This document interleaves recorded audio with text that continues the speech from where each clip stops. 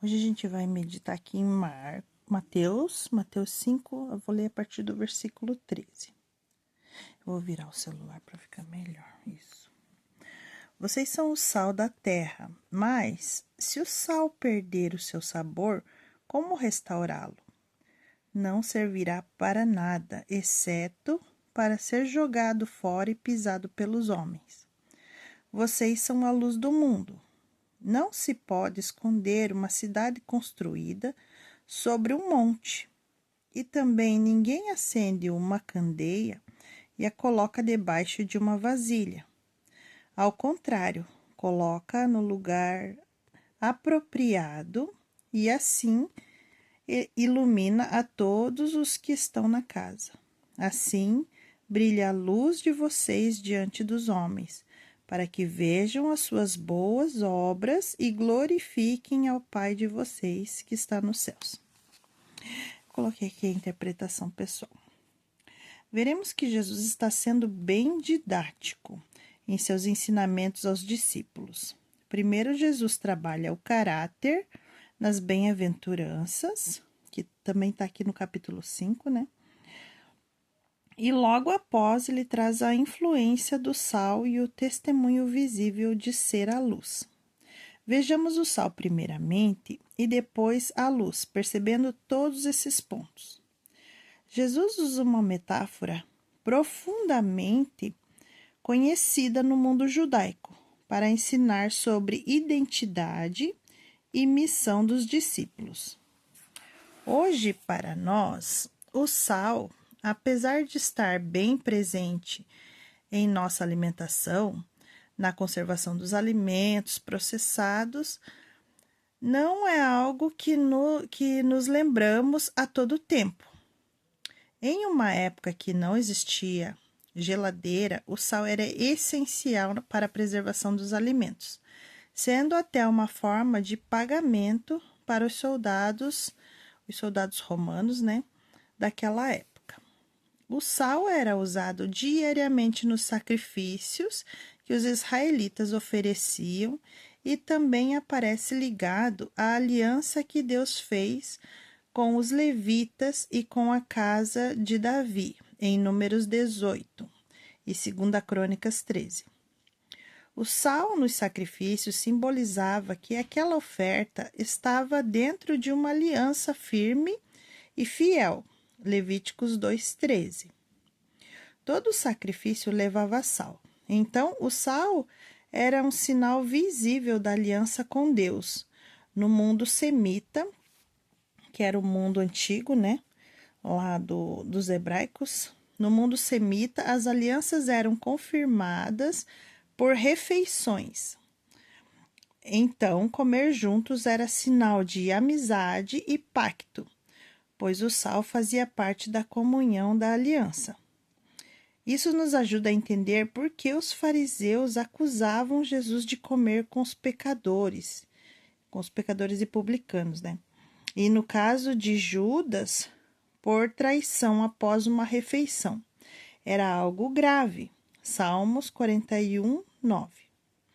A aliança com a casa de Davi, feita com sal, reforça a durabilidade da promessa davídica, que teve o seu cumprimento final no Messias.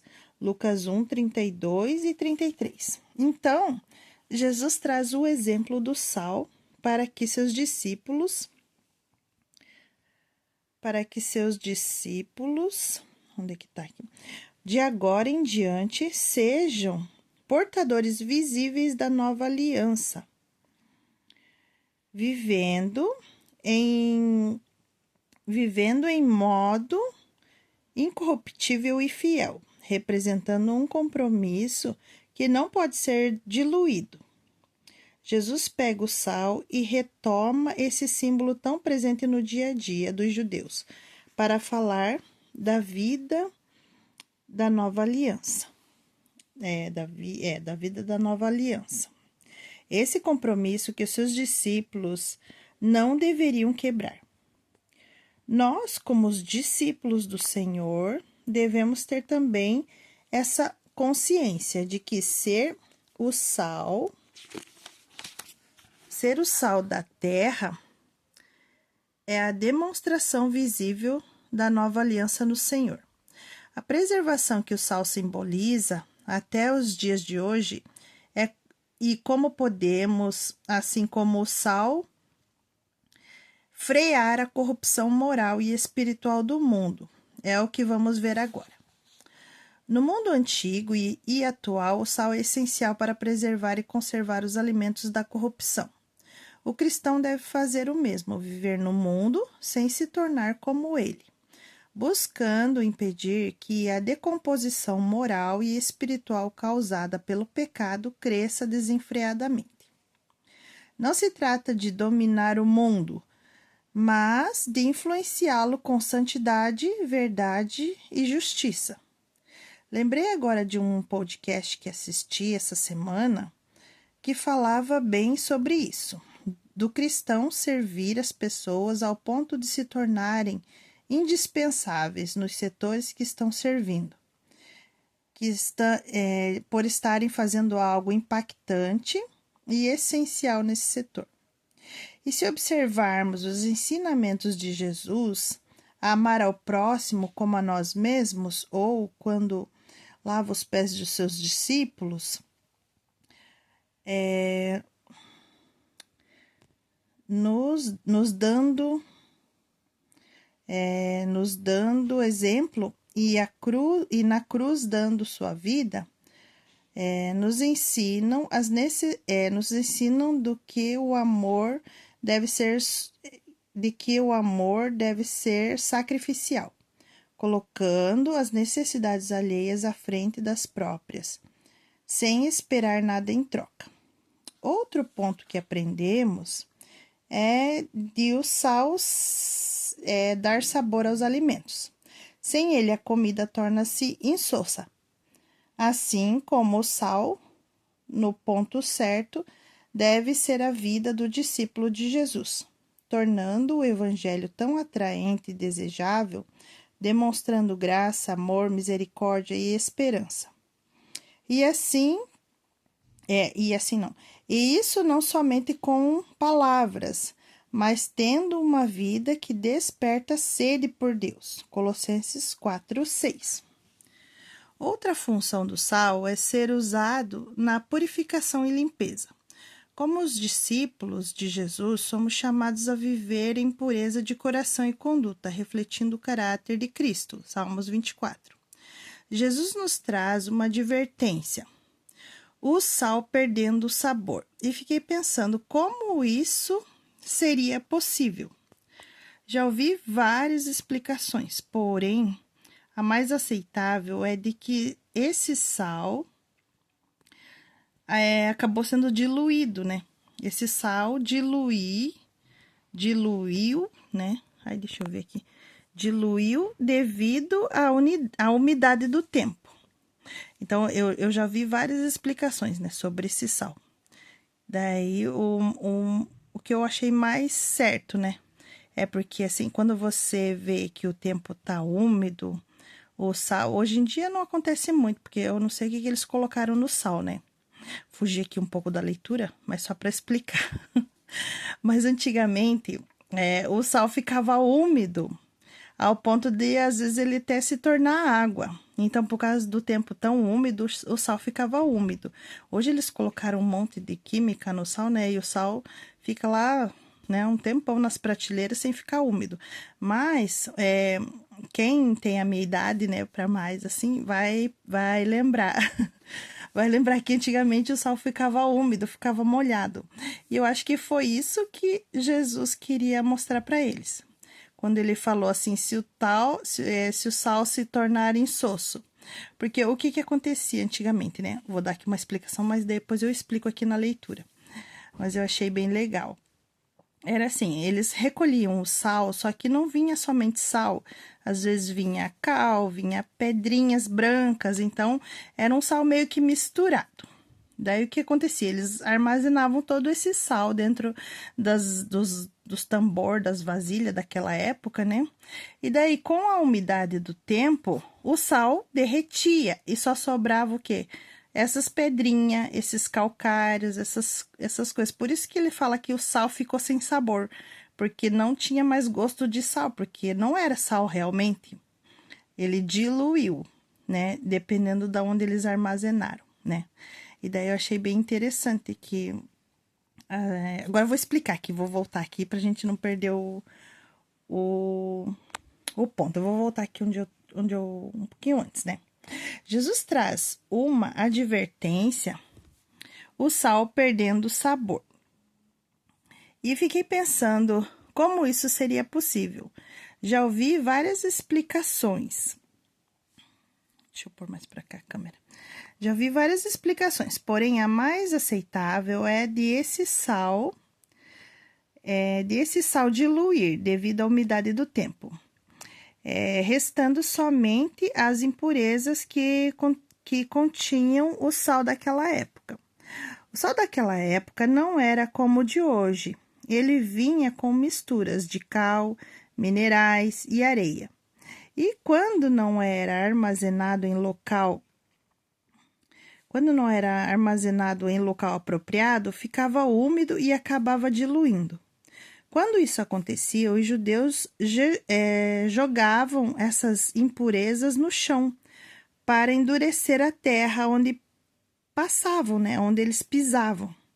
Então, o sal era dissolvido devido à umidade e o que sobrava era um pó branco, com a aparência de sal, mas sem gosto. Onde é que eu parei? De sal, mas sem gosto nenhum. Não servia para comida, não servia para sacrifícios, não servia para conservar mais nada. Então, ele era jogado nos pátios e caminhos para serem pisado, né? Pisado pelos homens. E o pisar, né? Agora vamos para o lado espiritual, né? O pisar simboliza desprezo, humilhação pública e submissão ao sistema do mundo. Então, é interessante ver que Jesus pegou algo cultural daquela época para dar um ensinamento, né? Eu achei bem criativo, né? Jesus era criativo. Jesus está dizendo: vocês podem parecer discípulos, mas se perderem a essência, continuam com forma religiosa, porém sem poder transformador, tendo aparência de piedade, mas negando seu poder. 2 Timóteo 3:5. Resumindo, o sal representa identidade, influência, preservação, pureza, fidelidade à aliança, porém, quando se tornar insípido, perde o seu testemunho, perde a autoridade e moral, negocia princípios e se mistura com o pecado, relativiza a verdade e, em vez de transformar, é absorvido pelo sistema. O pisar não é perseguição por fidelidade, mas perder relevância por infidelidade a Deus, né? E a gente às vezes pensa, né?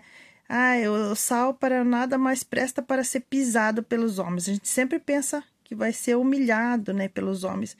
No fim, porque não é perseguição, não é a perseguição, né?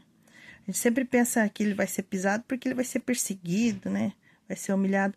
Mas não era disso que Jesus estava falando quando ele falou que vai ser pisado, né? É porque ele vai perder a identidade, não vai ser fiel. O pisar não é perseguição por fidelidade, mas perder relevância por infidelidade a Deus. Ser rejeitado por obedecer a Cristo é diferente de ser desprezado por ser incoerente com o evangelho. Que nem meu pai falava, né? Faço o que eu digo e não faço o que eu faço, né? Então, às vezes a pessoa tá lá se fingindo de crente, né? Tem cara de crente, roupa de crente, fala de crente, mas tudo que ele tá fazendo diz que ele não é um cristão. Isso Isso torna a advertência de Jesus muito mais séria. Não basta aparência de fé, é preciso substância. A aplicação do sal em nossas vidas, nos dias de hoje, é a identidade com responsabilidade. O discípulo precisa vigiar o coração para não se misturar com o espírito do mundo, se expondo continuamente àquilo que dissolve a fé, negligenciando a vida espiritual. Não é se isolar do mundo, é presença santa no mundo. E veremos isso agora. Ai, vou ler de novo, gente, ficou meio assim. Não é se isolar do mundo, é presença santa no mundo. E veremos isso agora, quando Jesus completa o ensino do sal, dizendo: vós sois a luz do mundo. Agora eu vou falar sobre a luz. O que a luz significa no mundo bíblico? Para os judeus, luz estava ligada à revelação de Deus, verdade, vida, revelação e justiça. Jesus não fala, vocês devem ser, ele afirma, vós sois, demonstrando a nossa identidade. Assim como o sal, a luz não se cria sozinha, mas reflete uma fonte, o próprio Cristo. João 8,12, Jesus diz, eu sou a luz do mundo. Nós não somos a fonte, somos o reflexo de Jesus. Não coloquei aqui de Jesus, mas a gente é o reflexo de Jesus. A luz também revela e confronta, expondo o que está oculto, revelando o que é verdadeiro, incomodando quem ama as trevas. João 3, 19 e 20. Por isso, ser a luz não é agradar, é testemunhar. E devido ao nosso testemunho é que seremos perseguidos. Jesus usa uma imagem pública quando fala sobre uma cidade edificada sobre um monte, que não pode ser escondida. Assim também o discípulo cristão é visível, é inevitavelmente observado e deve comunicar algo, mesmo quando não falamos. O alqueire, né, porque tem algumas traduções da Bíblia que fala que a gente não deve colocar a luz debaixo de um alqueire, né? Mas aqui fala, a tradução, eu tô usando a NVT, né? NVI. Eu tô usando a NVI, daí a NVI já não fala mais alqueire, né? Mas eu vou explicar o que era um alqueire. O alqueire era um recipiente para medir os grãos. Antigamente eles não tinham balança, né? Então eles tinham os potinhos que eles faziam as receitas, vendiam os grãos, né? E esse alqueire era um desses potinhos. O alqueire era um recipiente para medir grãos, um pote geralmente feito de barro e muito comum nas casas dos judeus.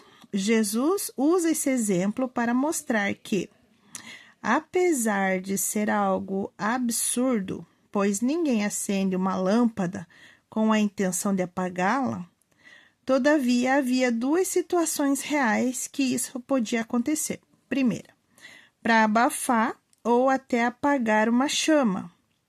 Aí se colocava o alqueire por cima da lamparina. Isso cortava o oxigênio e a chama enfraquecia ou apagava. E em segundo, por medo de invasores ou para esconder a luz à noite, alguém podia cobrir a luz temporariamente. Ainda assim, essas duas situações era algo contrário à finalidade da luz. Porque quem acende uma lâmpada é para clarear, né? Ainda assim, onde é que eu estava parando? Ainda assim, essas duas situações era algo contrário à finalidade da luz. Colocar a luz sob o alqueire não destruía a lâmpada. também não eliminava o óleo, porém impedia a função da luz que é iluminar. Jesus nos ensina que deixamos de ser que não deixamos de ser cristãos. Continuamos com o Espírito Santo, mas eu tô explicando agora, nem eu estava entendendo, mas agora eu entendi. Então, nessa passagem, o que Jesus está explicando? Jesus nos ensina que não deixamos de ser cristão. Continuamos com o Espírito Santo, mas sem testemunho visível. Então, quando a gente coloca uma lâmpada, aliás, um alqueire, né? Uma lâmpada debaixo de um alqueire, a gente perde a nossa identidade, porque a gente não quebra essa lâmpada, a gente não destrói o óleo que está dentro dessa lâmpada, a gente só apenas abafa a luminosidade dela. Você impede ela de fazer o que é a identidade dela, que é refletir a luz. Então, Jesus nos ensina com essa passagem que a gente ainda pode ser cristão, que a gente ainda pode ter o Espírito Santo, só que a gente está perdendo o que é o testemunho visível, né? Porque Jesus falou assim que as nossas obras, né, irão ficar visíveis, né, quando a luz brilhasse. Então, a gente perde esse testemunho, mas sem testemunho visível. E isso possui um risco implícito. Havia o risco do alqueire quebrar, o pavio apagar e o óleo derramar. E caso isso acontecesse, o testemunho do cristão seria abalado, negando com a prática o ide de Jesus. O sereis minhas testemunhas, o vós também testemunhareis, que Jesus falou em Mateus 28, Atos 1 e João 15. O alqueire representa a negação, aliás, onde é que eu tô? O alqueire representa a negação prática do testemunho de ser cristão, pois aquele que me confessar diante dos homens envolve visibilidade, não apenas crença interna. O risco implícito também revela desobediência. Jesus não está falando de perseguição legítima ou prudência em contexto de perigo real. Ele está falando da incoerência de se acender uma luz e ser apagado pelo medo ou pelo comodismo, pelo desejo de não se expor ou por ter uma fé privatizada, sabe aqueles crente espião, né? Ninguém sabe que ele é crente no serviço, ninguém sabe que ele é crente. Por quê? Porque ele não demonstra com as suas atitudes que ele realmente é um cristão. Então, isso é ter uma fé privatizada, pois isso contradiz o próprio propósito da luz. Observe a ordem do texto. Jesus fala que bem-aventurados os perseguidos, lá nas bem-aventuranças de Mateus 5. Aí, logo após o testemunho, vós sereis o sal da terra e a luz do mundo. E então Jesus espera perseguição, porém não aceita o ocultamento. Então, a gente não pode ser cristãos ocultos, né? Existe uma diferença de sofrer por causa da luz e esconder a luz para evitar sofrimento. E o risco é apagar o Espírito Santo, né? Isso é muito sério. Aí eu coloquei aqui as referências 1 Tessalonicenses 5,19, Hebreus 10, 38 e 39. Nossa fé deve ser exercida publicamente e não devemos nos envergonhar disso. Então, às vezes a gente pensa que a gente tem que ficar pregando toda hora para os outros. Não, mas a gente precisa exercer a nossa fé, né? Com o nosso bom testemunho, né? Que nem eu vou mudar um pouquinho aqui só para dar um contexto. A Joyce Meyer, né? Alguns conhecem ela, uma pregadora muito conhecida lá nos Estados Unidos. Ela fala assim que a gente precisa ser cristão em todos os lugares, né? E um pregador também que eu gosto de escutar, que é o Rodrigo Bibo, que fala que um banheiro mostra se a gente é um cristão verdadeiro ou não, né? Como você sai do banheiro, como você deixa esse banheiro assim que você sai, será que você deixa ele limpo pro próximo usar, né? E a Joyce Meyer fala a mesma coisa, né? Você deixa o carrinho que você pegou quando foi no mercado lá no meio do estacionamento, você deixa onde você pegou. Se você tira um produto de um lugar, você vai colocar lá de novo, você joga ali em qualquer lugar. Então, tudo isso é testemunho de cristão, né? E a gente, às vezes, não está vendo que a gente está refletindo Cristo nas nossas ações, nessas pequenas coisas do dia a dia, né? Às vezes você usa a folha sulfite lá no seu emprego, né, para fazer um xerox, fazer alguma coisa, né, que não tem nada a ver com a sua empresa, né, e isso você está defraudando a sua empresa. Então, são pequenas coisinhas que às vezes a gente pensa que, mas isso daí todo mundo faz. Mas o cristão verdadeiro não deve fazer, né? Não deve tirar proveito dos outros, não deve defraudar o outro, né? Você matar o tempo lá no seu serviço, né? Às vezes indo lá e passando do horário do lanche, ou fazendo o seu serviço bem devagar só para passar a hora, para dar logo o horário para você ir embora. Querendo ou não, a gente está defraudando o nosso patrão, né? Então são pequenas coisinhas que às vezes a gente passa batido, mas o cristão verdadeiro tem que ter testemunho. E é isso que Jesus está falando, que a nossa luz deve brilhar, né? O nosso testemunho deve ser nessas pequenas coisas que a gente está vivendo dia a dia, a gente não percebe que está fazendo coisas erradas. Nossa fé deve ser exercida publicamente e não devemos nos envergonhar disso. Você pode até chamar de prudência, mas na verdade estamos negando a fé por medo de sermos perseguidos por amor a Jesus em primeiro lugar, antes até de nós mesmos. As pessoas que você convivem sabem que você é cristão? É uma pergunta. Se não, talvez você está se omitindo de ser testemunha real de Cristo. E, finalmente, o que é a luz que deve brilhar? O que é essa luz que deve brilhar, né? Jesus explica qual que é. Jesus explica que são nossas boas obras. Isso que eu acabei de falar. Elas irão glorificar a Deus. Não é se autopromover. É ter uma vida coerente com a palavra de Deus. Então, o que eu tô falando aqui não é de mim mesmo, né? Jesus falou, Paulo reforçou, todos os apóstolos pregaram, então, que a nossa luz deve brilhar, e a nossa luz é as nossas boas ações. Então, Jesus falou assim: se alguém te pedir para andar 1 milha, ande 2. Se alguém te pedir a túnica, entrega também a capa. Pague o mal com o bem, né? Ore pelos seus inimigos. Então, não é algo novo que eu tô falando aqui, né? É algo que todo cristão antigo sabe, né? Então, não é uma coisa assim que eu tô falando de mim mesma. E também não é algo que a gente não consiga fazer, né? Porque a Bíblia mesma fala que Jesus não dá um fardo que ninguém possa carregar.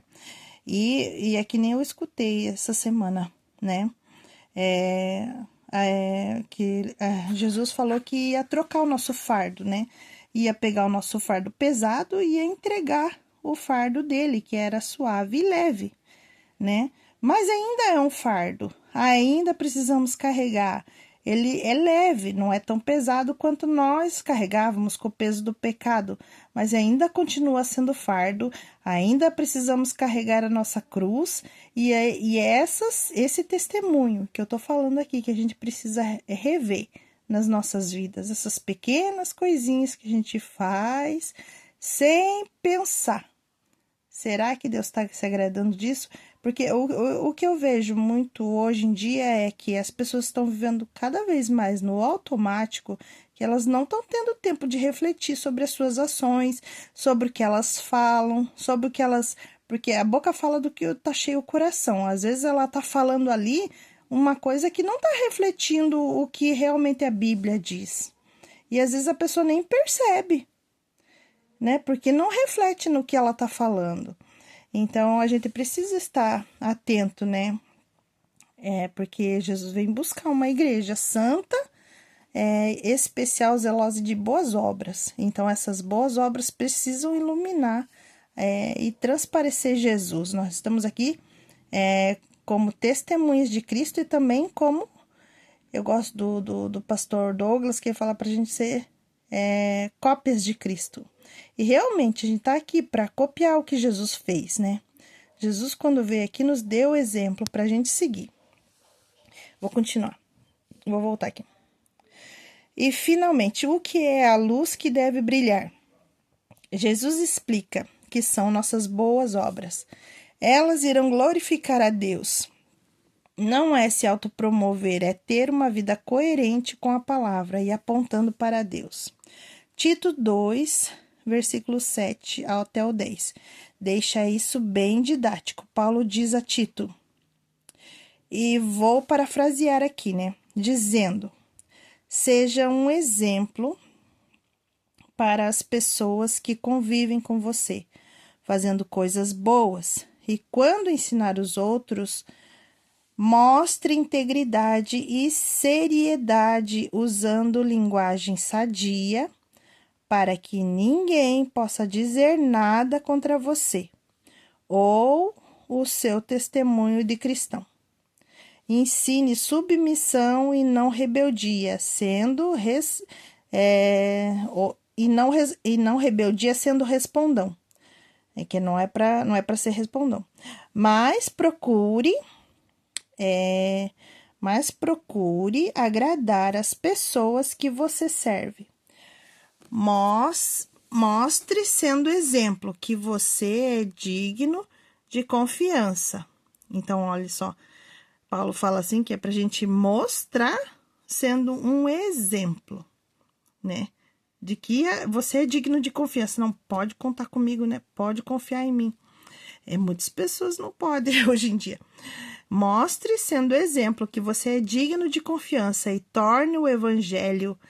Eu vou pôr um tão aqui, né? Vou aumentar um pouquinho. Torna o evangelho tão atraente em tudo que você ensinar sobre Deus, o nosso Salvador. Seja sal e luz, pois sal sem luz vira isolamento, e luz sem sal vira discurso vazio. Que possamos refletir em tudo isso que eu falei, que eu sei que foi longo, né? Meia hora aqui, passando um pouquinho de meia hora, mas eu gostei muito dessa palavra, porque Jesus era bem didático naquilo que ele falava. E ele falou sobre o sal e falou sobre a luz com esse propósito, né? De que não percamos nossa identidade, né? A gente, às vezes, tá tão cômodo viver aqui no mundo, a gente tá tão acomodado, tá tão gostoso, entre aspas, aqui, né? Viver aqui no mundo, que a gente começa a querer ficar aqui. Mas o nosso lugar não é aqui, né? Nós estamos só de passagem, né? E para isso, a gente precisa vigiar para poder ir lá morar no céu com Jesus depois. Que Deus abençoe todos nós, né? Que possamos orar uns pelos outros, né? Para que ninguém venha tropeçar e cair. Amém.